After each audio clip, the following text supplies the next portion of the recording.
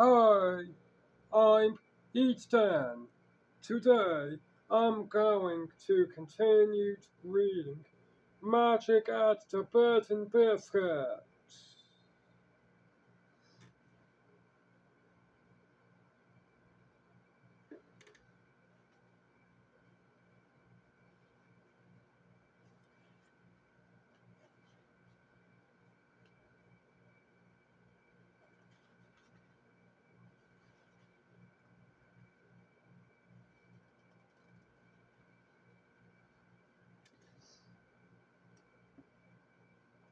On the way out, Ernest said, do me a favor, Marcia. I'm sure Gabby has learned her lesson by now, so please unfreeze her. Why? I prefer her to be quiet. Maybe, but great magicians never waste their talent on small magic.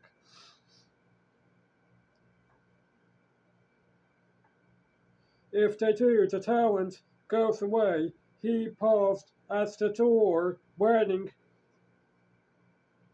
What brilliant lines he thought. Sometimes I amaze myself. Malathea hesitated, then waved a wink at Gabby, who jerked and nearly pitched him off her curtain rod. She gazed wearily down at Malathea and Ernest, but said nothing. Outside, Ernest shouted Malathea to Stone, barbecue to grill.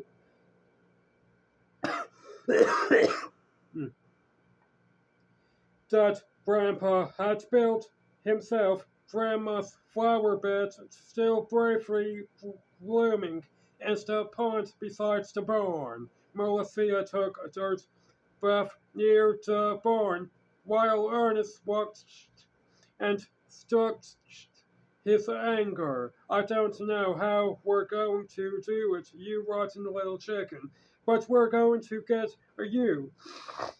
He promised himself, you think you can get mad? Huh, you're never seen a mad pig. Melissia shook the fine dirt out of her feathers. Lovely, now what should we do? Ernest had a ready answer. The fair pasture, he said. It's beautiful in the fall, and it has lots of old cow pies. Great bug territory. Fine, she said, flitting up to his head. All right on your head, to way Gabby does. Ernest controlled his temper with effort. Okay, but no claws. That's the rule.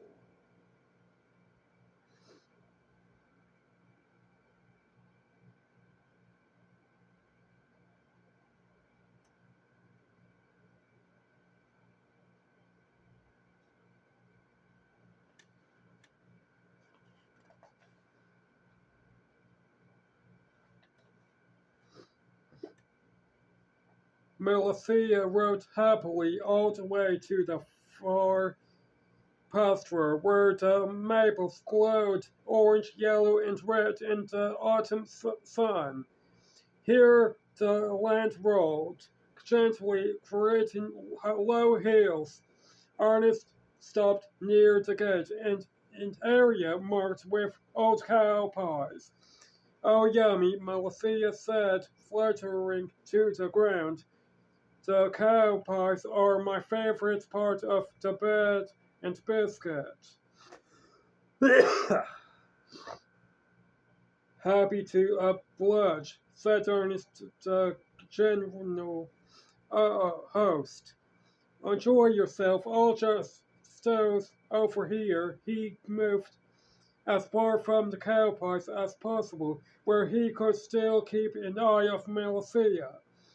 He won this, of course, though he still mourned his lost nap. The spoiled evil chicken has ruined every part of my life, he thought. When Ernest decided that nap time back at the house must be over, he stood up, pretended to yawn and said, I'm just going over the hill for a drink at the cold spring.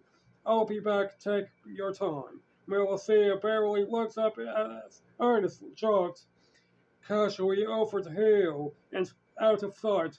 There he broke into a run, circled around the back way, and ended up at the barn. He flopped down gratefully into the dim, cold tack room where Grandpa kept bins of feed apples, squash, potatoes, and sometimes pears of for Gabby. The fragrant leather saddles were here too long, along with several tools. Ernest was mashing his dirt apple when Gabby, Millie, and Sir Walter arrived. What's up? Millie asked. We need to talk about you know who. And don't say her name, Ernest announced. She somehow appears if you say her name, and things simply cannot go on like this. We have to figure out how to control her. The other animals nodded, but no one said anything. Well, Ernest said testily. Millie glared at Ernest, don't be mad at us.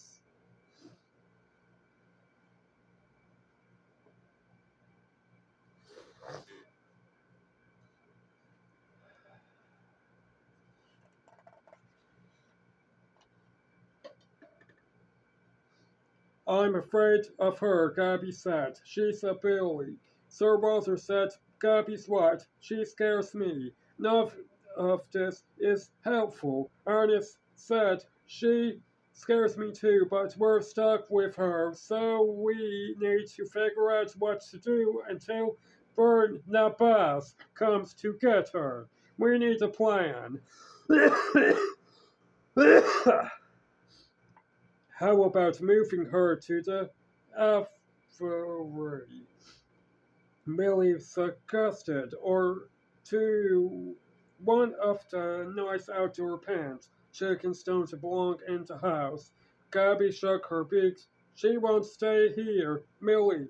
We can go wherever she wants. Because she's magic. I hate magic, and I hate Melissa, held Sir Walter E. And there she was in the tag room with him, and their sacred family meeting place. Sir Walter, what did I tell you? Groaned Ernest.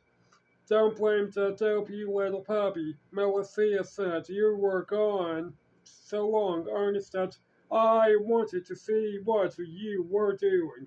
I got here in time to hear most of it. You were all plotting against me.